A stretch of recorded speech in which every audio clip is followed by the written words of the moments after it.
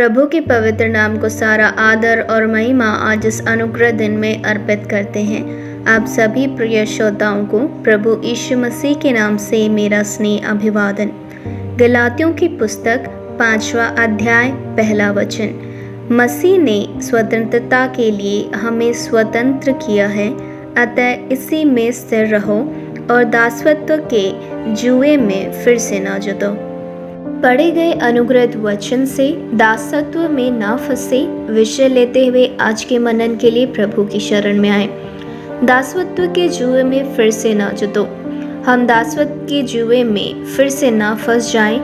फंसने का अर्थ है अनजाने में या सही बात की समझ ना रखते हुए किसी भी बात में फंस जाना। किसी एक पक्षी के लिए बिछाए गए जाल में यदि पक्षी फंस जाता है तो उसके बाद उसे समझ में आता है कि अब उसे कहीं से छुटकारा नहीं मिल सकता या फिर उसकी कोई रक्षा नहीं कर सकता। उसी तरह उद्धार पाए हुए हम जन हमारे पुराने अनुभवों से प्रभु के द्वारा दिए गए नए जीवन के द्वारा नएपन के साथ हम जिए, ना कि फिर से पुरानी बातों में और पापमय जीवन के पास जाकर उसमें फंस जाएं। पुराने पापों में या दासत्व में या अधीनता में हम फिर से ना चले जाएं, उसका आशय स्पष्ट करने वाली एक छोटी सी कहानी आप सभी के बीच में बांटने के लिए प्रभु की शरण में आती हूँ। ये कहानी है 2 चूहों की जो कि एक दूसरे के पड़ोसी थे। आसपास के घरों में रहकर वहाँ का खाना खाकर बहुत ही खुशी के साथ वो वहाँ रहते थे।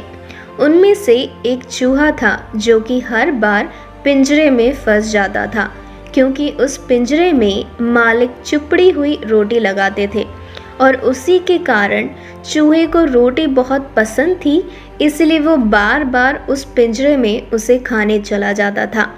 लेकिन उस घर का मालिक चूहे को मारता नहीं था। चूहे को जब भी पिंजरे में फंसा हुआ पाता था तो वो उसे घर के पास के एक खुले मैदान में छोड़ आता था। अब चूहे की आदत हो गई थी कि वो रोटी खाने के लिए पिंजरे में फंस जाता था और हमेशा मालिक उसे मैदान में छोड़ आता था। चूहा फिर से रास्ता देखकर उसी घर में वापस आ जाता था। लेकिन एक दिन ऐसा हुआ कि चूहा पिंजरे में फंस गया और मालिक ने 2 दिन तक उसे मैदान में नहीं छोड़ा। वो वहाँ भूखा और प्यासा उस पिंजरे में रहा। तब उसने सोचा कि अब यदि मालिक मुझे मैदान में छोड़ते हैं तो मैं इस घर में कभी भी वापस नहीं आऊँगा। कुछ दिन में मालिक ने उसे मैदान में छोड़ दिया तो चूहा अपने पड़ोसी दोस्त के घर चला गया। वहाँ जब पहुँचा तो उसने देखा कि जिस पिंजरे में वो फंसा था वैसा ही एक पिंजरा उस घर में भी रखा था। चूहा पिंजरे में नहीं गया और उससे बचकर अपने दोस्त के साथ वहाँ के खाने को खाने लगा। जब वो आपस में बात कर रहे थे तब जो चूहा दूसरे घर से आया था उसने उस घर में रहने वाले चूहे से एक सवाल पूछा कि दोस्त, ऐसा ही एक पिंजरा था जिसमें मैं फंस गया था, तुम इस पिंजरे में ना फंसकर कैसे रह रहे हो? तब उस घर में रहने वाले चूहे ने इस प्रकार कहा, तुम जिस घर में रहते थे उस घर के मालिक की तरह नहीं है इस घर का मालिक। जो भी इस पिंजरे में फंस जाता है वो उसे कहीं दूर छोड़ आता है और कभी भी वो चूहा इस घर में वापस नहीं आ पाता। इसलिए तुम इस पिंजरे से संभल कर रहना। भूखे भी रह जाओ पर कभी गलती से भी इस पिंजरे में मत फंस जाना। अपने दोस्त चूहे की सलाह मानकर दूसरा चूहा कुछ दिनों तक वहाँ के खाने को खाते हुए और पिंजरे से दूर रहते हुए उसमें बिना फंसे अपने दोस्त के संग कुछ दिनों तक वहाँ रहा। वहाँ के भोजन का आनंद लेने के बाद चूहे ने अपने दोस्त से कहा, मुझे मेरे पुराने घर की याद आ रही है, मैं वहाँ वापस जा रहा हूँ।